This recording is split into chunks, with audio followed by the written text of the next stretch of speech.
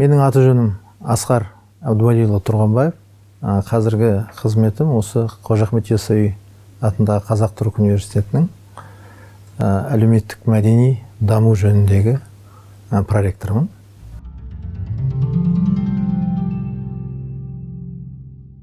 Негізгі міндетім осы университеттің әлеуметтік сала бойынша және мәдени сала бойынша дамуын, оның ішінде енді әртүрлі бағыттар бар. Оның біреуі негізгі студенттермен жұмыс, жастар саясаты университеттің.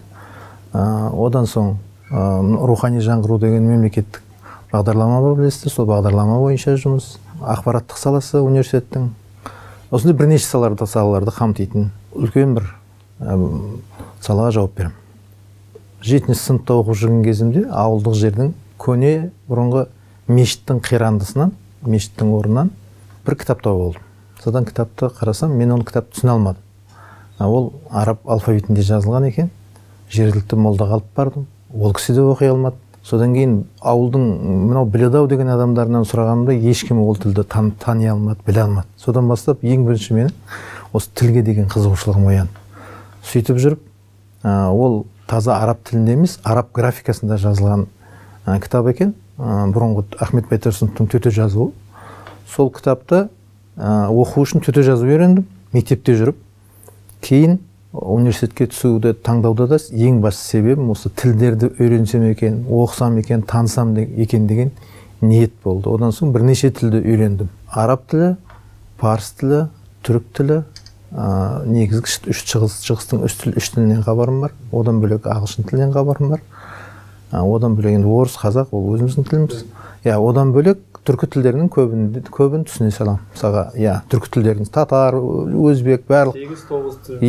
Олардың барлығы. Мен мектепті бітіргеннен соң Әл-Фараби атындағы қазіргі, ол кезде Киров атында, Әл-Фараби атындағы Қазақ ұлттық университетінің араб тілі және қазақ тілі мен әдебиет деген мамандығына түсіп, соны 91 жылы бітіріп шықтым. Содан кейін осы университет, бірнеше университетте араб тілінен сабақ бердім, одан кейін түрік тілінен сабақ бердім, одан кейін Түркияда білім алдым, одан кейін осы Қазақстанның бірнеше университетінде кафедра меңгерушісі, декан қызметінде болдым. Кейін мәдениет министрлігінде жұмыс істедім. Жалпы осы білім саласында. Отбасым үлкен отбасы емес, шағын отбасы. Әйелім, 2 балам бар. Мен жаңағы күліп айтам, евростандарт деп. Евростандарт сол бір ұл, бір қызым бар. Қазір Құдайға шүкір. Ұлдан 3 немере, қыздан 1 немере көріп отырып. Балам үйленген, қызым тұрмысқа шыққан. Былай қараған кезде енді бақытты отбасылардың біреуіміз. Жарыммен қалай таныстым? Жарыммен танысу ол мектеп кезеңінен басталды. Осы ең оқып жүргенде біздің сыныптағы ең жақсы оқитын қыз еді. Әрине, мүмкін біздің кезеңіміздің ерекшелігі болар. Мүмкін қазіргі кезде де солай шығар. Негізі жақсы оқитын қыздарға көп жігіттер ғашық болатын, көп балалар ғашық болатын.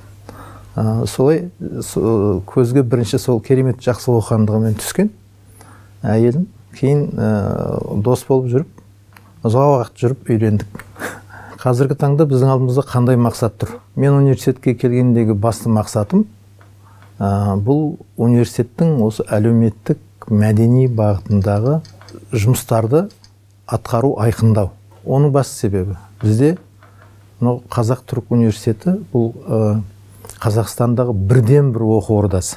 Қандай жағынан? Біріншіден, халықаралық дәрежедегі 2 мемлекеттің тарапынан құрылған бірінші әзірге аналогы жоқ оқу ордасы. Сондықтан бұл оқу ордасында біз келешекте бүкіл түркі әлеміне қажетті кадрларды дайындауымыз керек. Ол кадрлар тек қана білімі немесе ғылымы жөнінен емес, ол кадрлар мәдениеті жөнінен де, үлгісі жөнінен де ең алдыңғы қатарлы кадрлар болу керек. Біздің мақсатымыз осы. Өздеріңізге белгілі, елбасы Нұрсұлтан Әбішұлы Назарбаевтың кезінде рухани жаңғыру бағдарламасы болды. Осыған байланысты университетте қазір осы рухани бағдарламасының арнайы өзінің кеңсесі бар. Осы кеңсе арқылы біздің студенттерімізге рухани жаңғыру бағыты бойынша тек қана жаңағы білім емес, тек қана ғылым емес, рухани дүниесін студенттердің байытып шығаруымыз керек. Біз осыған атсалысуымыз керек.